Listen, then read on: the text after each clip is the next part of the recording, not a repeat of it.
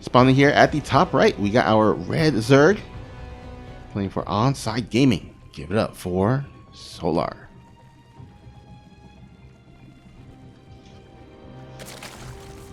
And playing on metaphorical home turf, it is our blue Protoss, Astrea.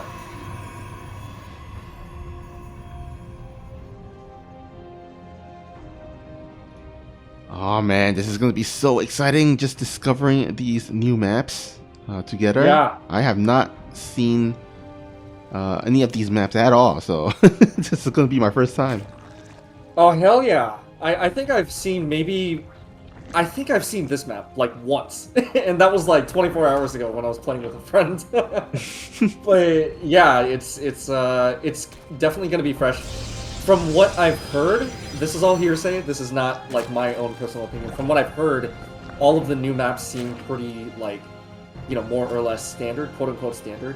I don't know if anybody remembers, but we used to have crazy maps like Golden Wall or other things where it was just completely like, I don't know. Some people said it was game breaking. I don't think that's the case. I think that's a little extreme. They were definitely testing the limits of what a map could look like in the most fun way possible. But I don't think that's the case with these maps. I don't think that's the case with this map. That doesn't mean that it's not a good thing. I think that it's always good to have, you know, a fresh map pool. Yeah, absolutely. Now, correct me if I'm wrong, because I did hear from the TL thread that a lot of these maps are like bigger, at least compared to the last ladder map pool. Is that true? I believe so. That's also what I've heard. Yes. Okay, awesome. And also, just sort of looking around this map that we're on right now, I don't know, like, what do you think, Snoopy? It's so open, you know? Like, there aren't a lot of chokes. You see a lot of wide ramps. And you actually don't see a ramp over at the natural wall-off location. So I bet that some Protoss and some Terrans are going to have a little bit more trouble defending against Zergs, potentially, because of that. Or just defending in general, because of the lack of a ramp there. But any other ramp that I'm looking at, they all seem pretty wide. Yeah, that is certainly something to note. For sure. You know, it makes you wonder if Zergs are going to be more aggressive, open up more aggressive on this map. Let's say a roach rush, or maybe even just mass lings or mass lings and banelings. You know, those sort of things. That could be very effective potentially on this map. Yeah, definitely. Nothing too out of the ordinary just yet. Solar with that excellent drone micro, making sure that that adept, you know, even though it did get some shots off, it did not. I don't think it actually got a kill. No, it did not. Both players, you know, just doing a lot of standard stuff. Now, Astrea is going for Glaive Adepts. We do see that safety Roach Warren as a follow-up for the Zerg player, so we are going to see a period in the game where the Protoss is kind of aggressing the Zerg. We'll just have to wait and see just how aggressive Astrea gets. He does have 4 gateways, so he does intend to get some economic damage in. But the question is, will Solar be able to deflect adequately? And then, you know, depending on Solar's response, either of the players could get ahead in the mid-game. Yeah, we shall see. Glaive Adepts about to finish here. Just only 3 gateways, so... Oh, actually, no, never mind. There's 4 gateways. But as you can see, the Warp Prism is out. I'm going to go ahead and warp in additional Adepts, and this is going to bring up the total to 9 Glaive Adepts here for Astrea. Let's see if he can do some significant damage. Now, the Roach Warren was made pretty quickly, so we should be able to see some roaches starting to come out, and there we have it. Yeah, I gotta say, I really don't like this fade in. I was not really expecting it to complete, and so it actually did, costing Astrea a majority of those adepts. So it looks like 3 of them are gonna get out. They actually did get 5 drone kills. That's over in the main base because there was another warp in with the Warp Prism. Finally, it will get shoot away. So in total, 8 drones. I think that's decent. What do you think, Snoopy? I don't actually know. I don't have a good grasp on like how many drones is good from the Protoss perspective. Well, certainly it's something, right? I'm sure he probably wanted a bit more, but you know what? He didn't lose too much to this. He still has a decent amount of adepts to harass. He still has the War Prism, so he can kind of keep the threat alive while he gets his dirt base up. And just got to make sure he builds up that mortal count so that if there is any counterattack by Solar, that Astrea does have some sort of defense for that. Right. And it looks like a counterattack is exactly what Solar is going for. He's going to be scouting around with the Lings, trying to see if there is a third base. It looks like he is going to head to the real third base location, but there are a lot of Adepts on location ready to defend. And I think the Adepts were a good call, right? The Adepts were a good call. They are good against Lings. They are not so good against Roaches and Ravagers, but that is what the Immortals are for. There are 2 of them over at the natural base. A third one is on the way. So will Astrea be able to defend? Now the Biles are going to start going down, but they're not going to get the kill on the shield battery just yet. The Adepts are starting to take some damage, but they are thinning out the Lings a little bit. They do shade behind the middle line a little bit as well. However, the Immortals are going to get surrounded. War Prism is on location, so it will be able to pick up the Immortals before they get picked off. I think Astrea's defended this. Yeah. It looks pretty good. Yep. Okay, there we go. Well played by Astrea. Bro, I am tripping out on the middle of the map right now. This is like, what? We've got snow and like lush beach type areas. And even And fire. we've got watchtowers in the middle of the gold mineral lines. Like, whew. What? Oh, this one's a lot. Yeah, we have a lot going on here. Oh my goodness. Yeah. First of all, Oh man. how is this like snow falling and just like a fire thingy there that's popping out? Oh yeah, the lava plume or whatever it is. Yeah. And this is so weird. A watchtower at the middle of the gold base. Like, what is this madness? This is wow. You know you've been playing StarCraft for too long when something as like basically mundane as that is the most exciting thing. I know, right? No, but to be fair, like it honestly, and especially because I think those are destructible. Yeah, those are destructible towers next to them. If you check the Overlord, Solar's Overlord off to the bottom right-hand side, I think that you can kill that tower. I wonder what Really? that was. Oh wow. That Hell, that would be yeah. pretty interesting because yeah, it wouldn't make sense like a tower blocking a whole entire base like. But yeah, it wouldn't make sense if the tower was, killable. Right. Huh. So you sacrifice either vision or a base. Yeah, probably. Oh, wait, no, my bad. I think maybe the watchtower is still unkillable, but the cooling tower, like the terrain tower next to it, has health. But, well, hopefully we'll get to see these players mess around with it in this game. Yeah, we'll find out.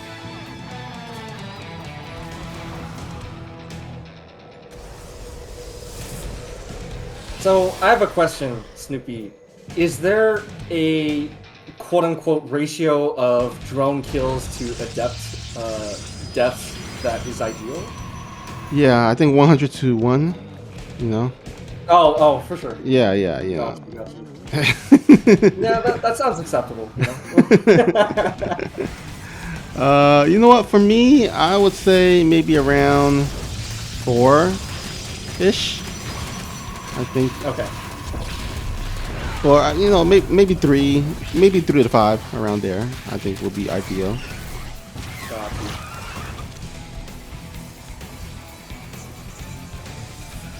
Okay, so these adepts still have a little bit more work to do before they can redeem themselves in your eyes.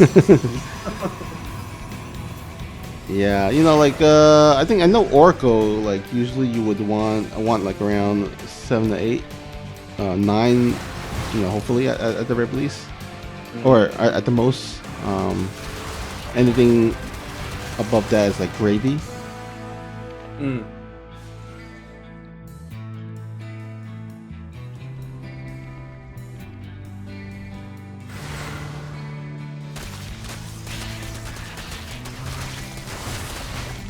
So we've just got a couple of oracles positioning above the main base of Solar. Whoa. TeaDragon, Wait a what is this? Wait, whoa, hey, hold up. Wait a second. Is that what I'm seeing? A layer? No, I'm kidding.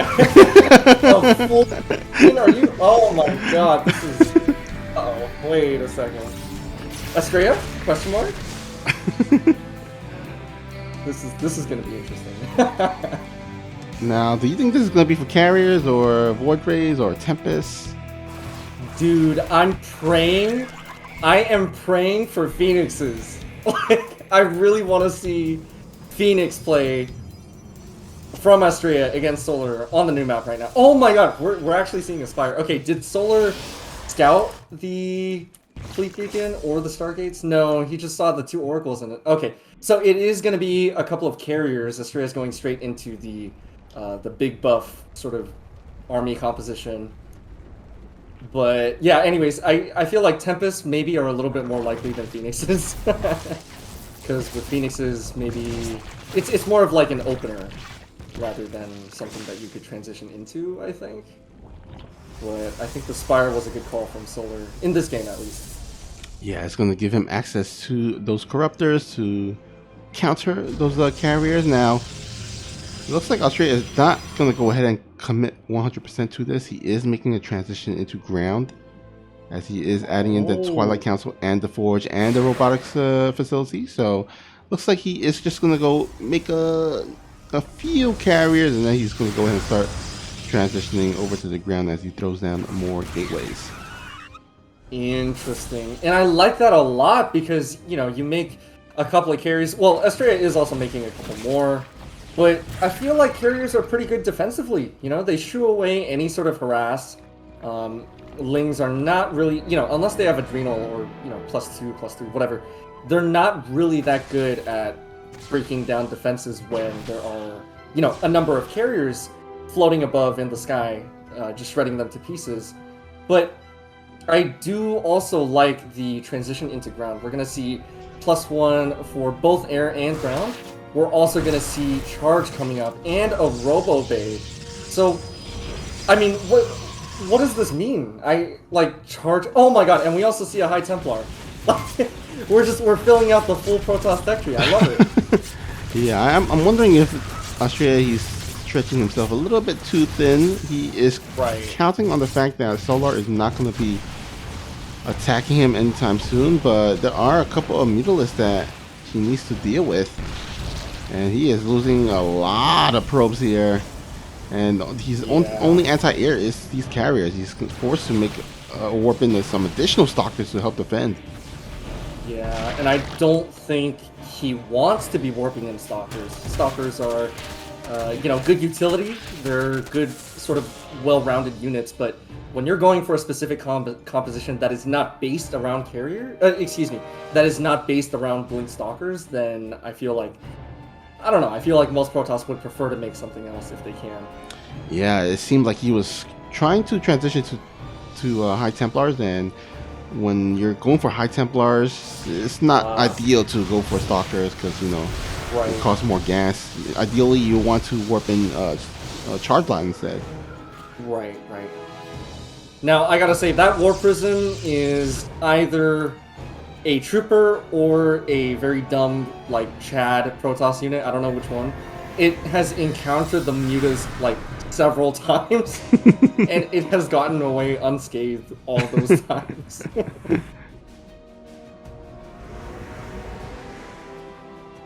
Yeah, that's definitely one brave War Prism there. Oh, but is it brave enough? We're gonna see some Sky Zerg harass, so finally the War Prism does get taken down. Now, the Phoenixes do actually come into play this game. They will be necessary to defend against the Sky Zerg. That is a scary amount of mutas and corruptors.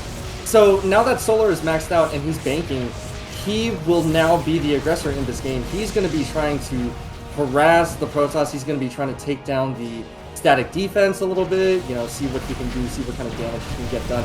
For example, a carrier right there. Like, that's basically not exactly free, but, you know, in the context of this game, it essentially was because Solar already has a bank. Now, actually, are all of these carriers going to go down? Ooh, this is not looking good for Astrea at all. He's down basically almost 100. Well, he's down 75 supply. Yeah, the fourth base just went down. Rushes and Ravagers are taking care of all of that over at the fourth base. Things are not looking good. Yeah, now he's got vomit spewing on top of his buildings. Ugh. Yeah, they're not good. Nope. And there goes down those Nexuses. Well, at least one of them.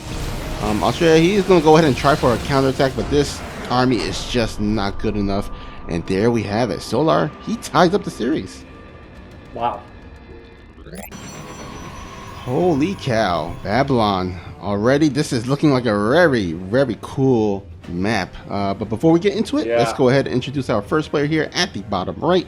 He's our blue Protoss from the United States of America, representing Alpha X. It is Astrea.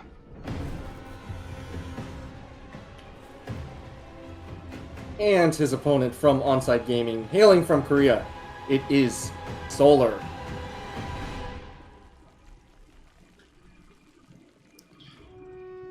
I gotta say, TeaDragon, I do not remember the last time, the natural is filled with grass. Yeah. Yeah, that's a good point. It's always like very like solid or hard ground, but so this is pretty interesting. Yeah, the grass, Like, I could see arguments being made against it because players don't want the visual distractions. But, it's not like in your face. So I think I'm okay with it. I kind of like it. It's kind of fresh. Yeah, and I don't know if you noticed, but when he threw down the Nexus at the natural, some of the grass around the Nexus actually burned away. Oh, yeah. So they have that effect where when creep spreads, it burns off all of the flora around it, all of the grass and the trees and whatnot, the shrubbery. So I guess they included that effect for the bases in general as well, which is pretty cool. Yeah. Yeah, that's awesome.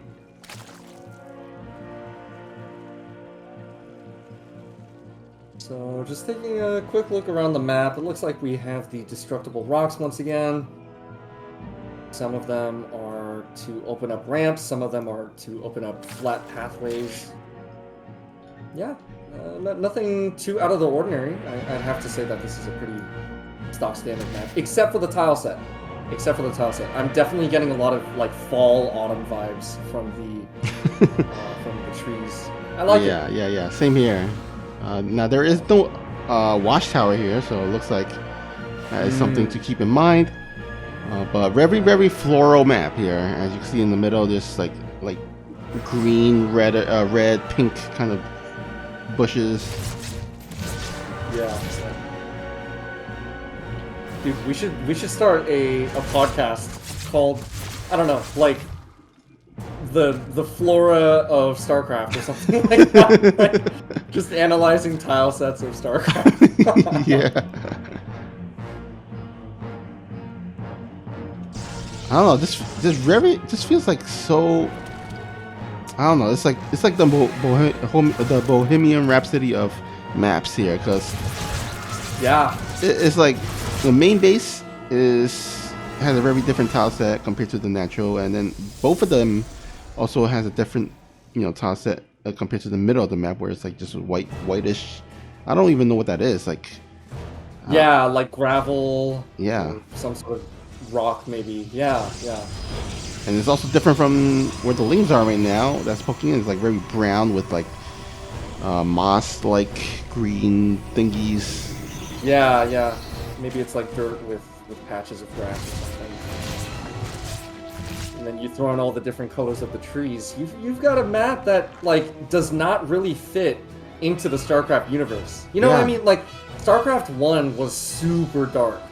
And I mean, I'm not gonna say spoilers because it's been out forever, but like, StarCraft 1 was so dark, and that was one of its hallmarks. Like, it did not pull punches on sort of it kind of pulled punches. It was a video game, so it wasn't like a novel or a documentary. But what I'm trying to say is, at that time, I don't think any other popular franchise was that sort of violent, just very open about the brutality of war. StarCraft 2 kind of dialed it back a little bit, but not to the point where we have like rainbow-colored trees. So this is, yeah, I totally agree with you. This is the Bohemian Rhapsody of StarCraft 2 maps. Yeah, it's like it got a identity crisis or something. Yeah. Oh yeah.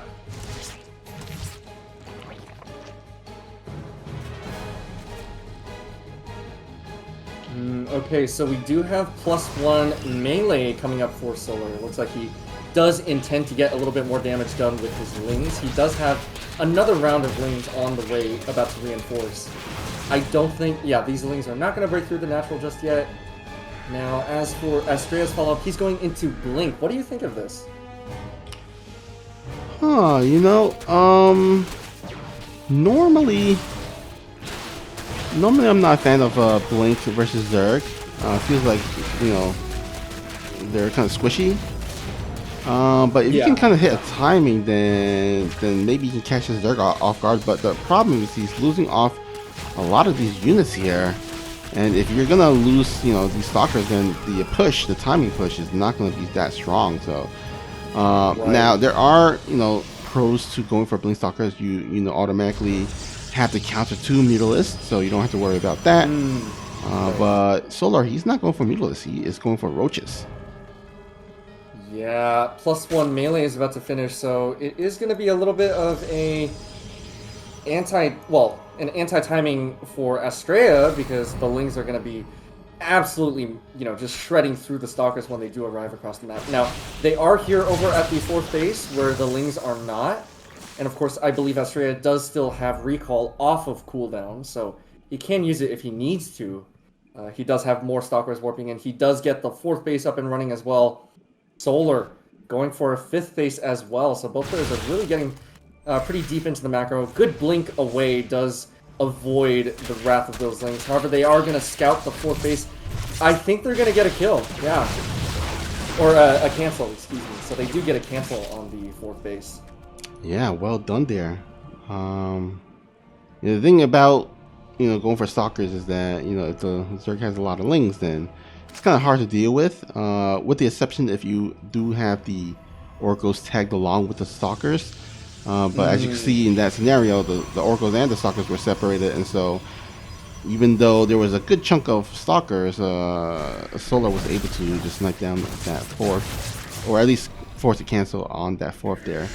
Ooh, and he get the stasis ward up. Only 1 drone, so nice reaction there by Solar. Yeah, very nice reaction from Solar indeed. However, there were 6 drone kills, so the Oracle is definitely getting a little bit of damage done. They are a little bit low on health, so they're going to back off for now. Lings, in the meanwhile, are going to be working on the rocks, which is, you know, it's a very nice sort of steady paycheck for the Lings. It's like, you don't want to go to war, but you also need to feed your family. You know, you have that Baneling coming on the way. So you want to be able to make a living, and so what do? You go kill rocks, right? That's sort of the natural progression of life. Yeah, you don't want to be a lazy worker, or else you get fired and you can't feed your family, you know? Yeah. Not everybody gets lucky enough to become a hatchery.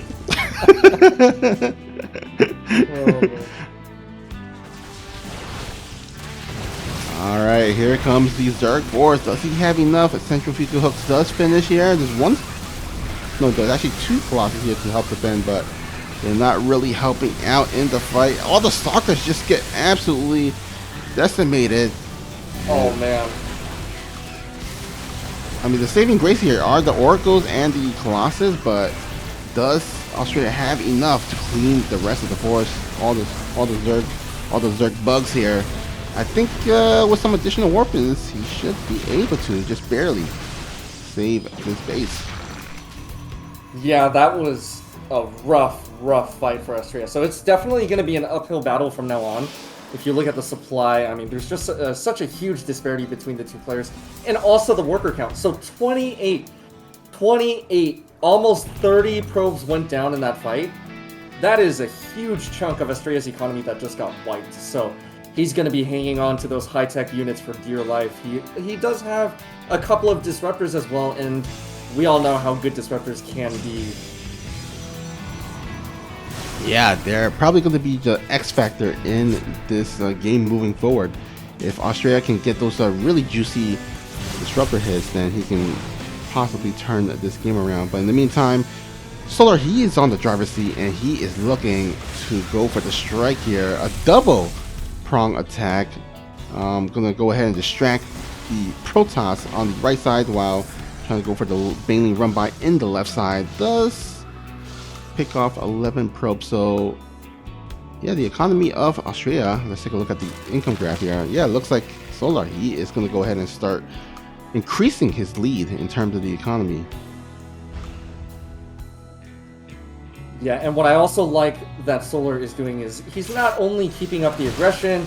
Look at this, yet another double prong. He also has a hive almost done. So on the off chance that any of these attacks, fail and somehow the Protoss sort of snowballs out of control. Oh, a little bit of lag possibly, but anyways, on the off chance that Astrea is able to hold on until he maxes out, the hive should guarantee a tech advantage as well. However, this is a huge amount of lings and banes and roaches just running all around the map. I don't know, Snoopy, I feel like this is the beginning of the end. Oh, look at that.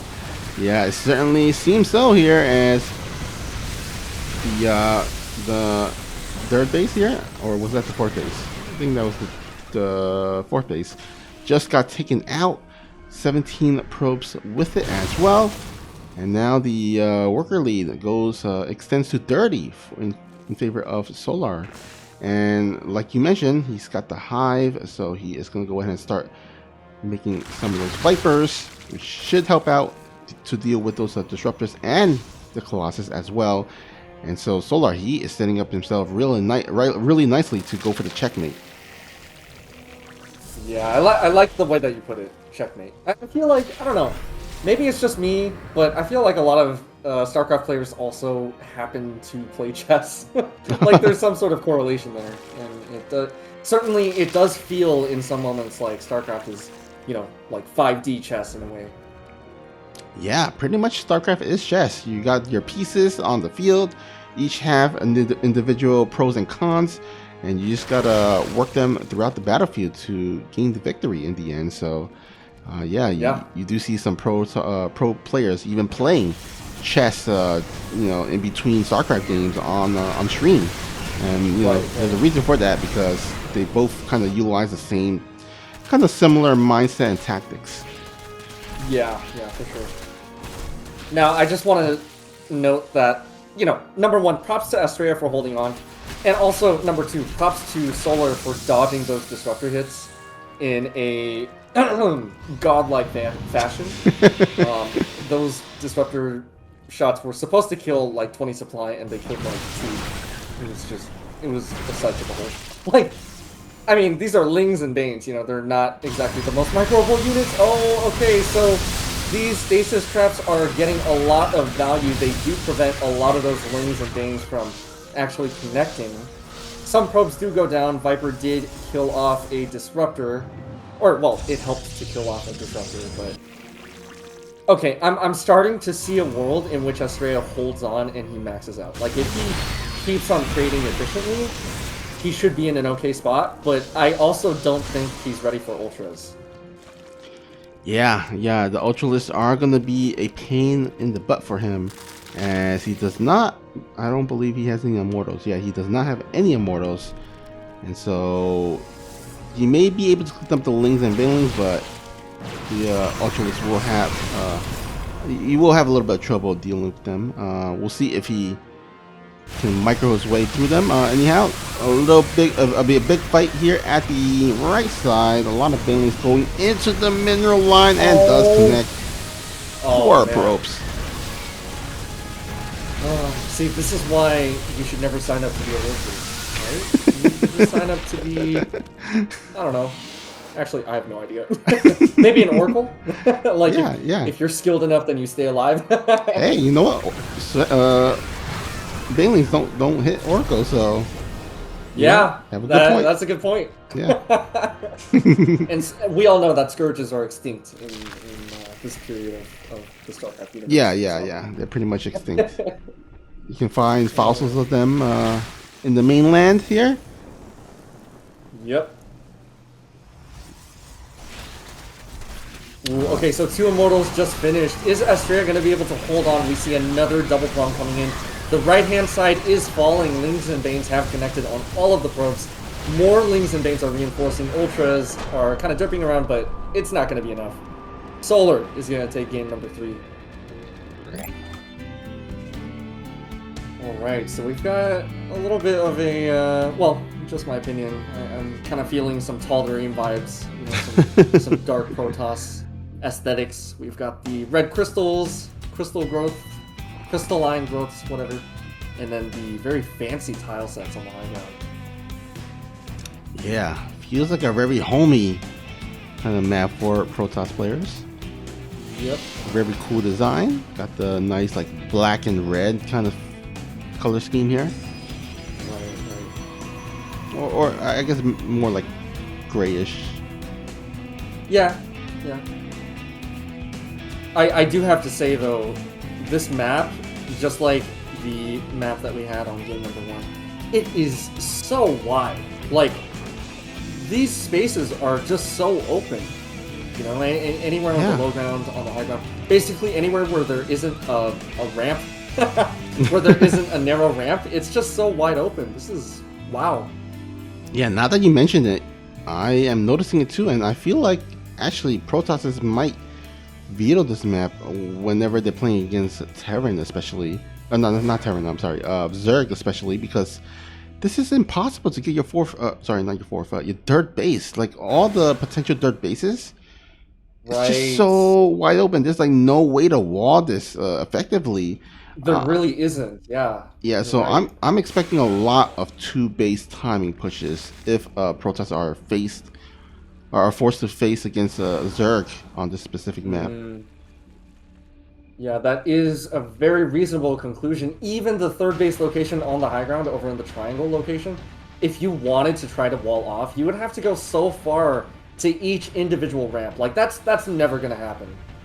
This is pretty wide open. This is a nightmare for Protosses against Zerg. Yep. Now, question is Solar going to take advantage of it? I feel like, you know, maybe he might, maybe he might not. I feel like Astrea, he's comfortable just getting up a getting his third base. Maybe both players just hopefully sort of want to take their time, check out what is around on the map, just sort of explore, you know, because, I mean, that's kind of why we're here.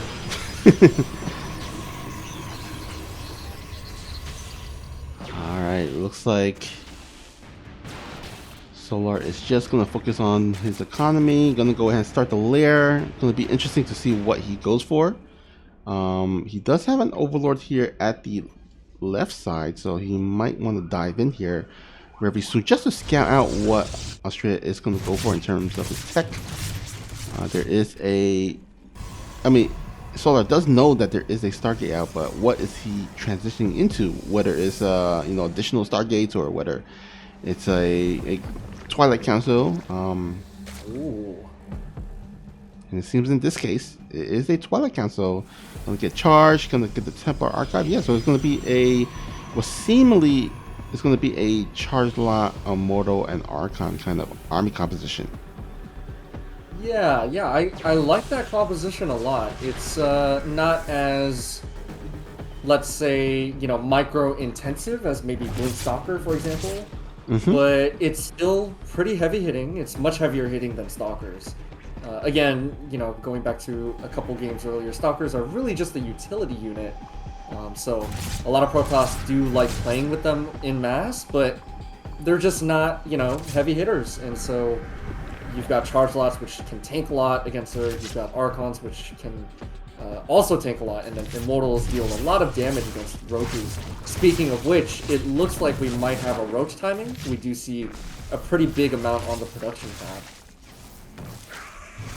Yeah, unfortunately for Solar, he gets a little bit supply blocked.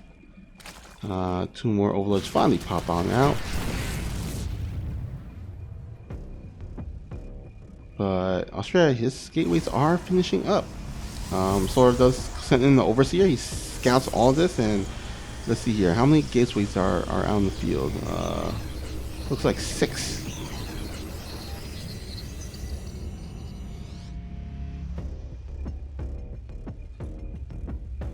Yeah, that one overseer is not welcome in this neighborhood. Quote, unquote. Not my words. Okay, not my words. I swear it was that zealot over there. Yep. Of course. Okay, a couple of archons punishing an innocent overlord as well. Yeah, I mean, what Not did the exactly. Overlord do to them? Nothing. I know, right? It was just a friendly observer. But anyways, we do see the roaches coming across the map. Will Astrea be able to hold against it? This is looking pretty dicey already. Charge lots are not going to be the best against the roaches, but the Immortal over in the back line should be able to get some damage done, provided it stays alive. The Archons are going to start to be juggled back and forth. Staying alive for now. Immortals, the second one does pop out to join the fight. Look at that. Excellent micro from Astrea. He holds onto both of his bases, no problem. So it looks like Solar is going to be forced to regroup for a little bit. Now, the supply is pretty heavily in favor of Solar. Granted, that is because roaches are pretty supply intensive, but that is a ridiculous number of Ravagers on the production tab. So Solar is not looking to let up on the aggression.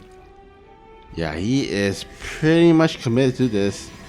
And we'll see if Astrea can hold on. He does have a disruptor, and ooh, actually nice, decent hit there. Not the most juiciest, but at least it is something. And here we go, Ravagers and Roaches go and gets on top of these Archons and the Mortals. Can Astrea micro them and defend against this push? It seems like the Roaches and Ravagers are overwhelming him. Yeah, that shield battery is going to go down due to a bunch of bios. Now, charge lots are going to start surrounding some of those roaches over on the right-hand side. They are going to work through some of the Ravagers as well. However, 18, 19, and counting probes have gone down. Of course, they were pulled off the line to try to reinforce the single Immortal that's left. One Disruptor is also going to join the fight. Oh, but it's not going to... Is it going to fire? It will fire, but it's only going to kill off one Ravager. Bunch of Roaches are left. However, that Immortal is staying alive thanks to that War Prism. That War Prism has been doing, you know, absolutely just amazing in this fight, but I don't think it's going to be enough. I feel like, you know, you could sustain it if you did not lose this many probes, but given that we're in the double digits, like well into the double digits, I don't think that Astrea has adequately held. I mean, he did kill off the fourth base of Solar, so if he can somehow clean this up, he still has a chance. I mean, he still has 4 bases. He can remake those lost probes, but these disruptor hits are just not what he needs right now. The last Immortal does go down. All that's left are these Archons, so he's got to micro these to his to the best that he can, to the best of his abilities, until those disruptors can come off of cooldown. Oh my god, adding insult to injury. GG, Solar takes game number 4. Some absolutely monster splits on the Roaches. Yeah.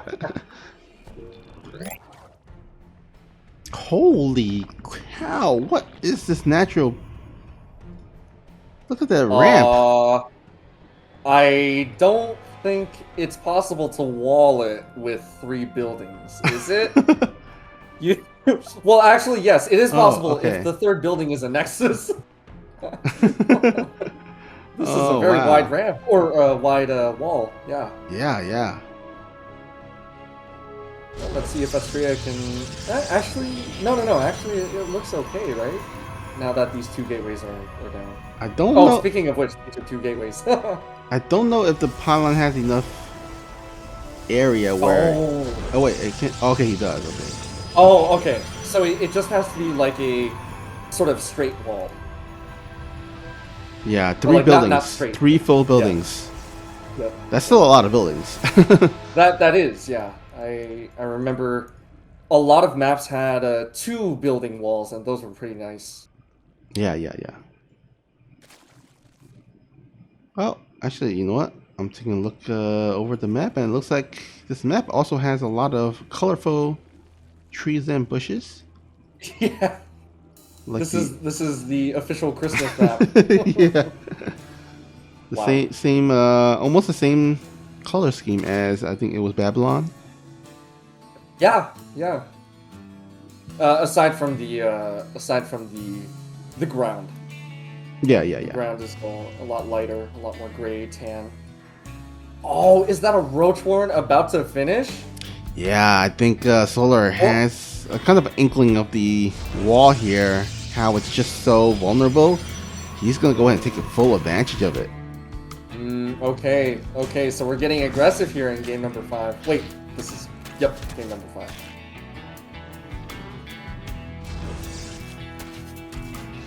Okay, there is a Stargate, so is it possible to hold this with an Oracle?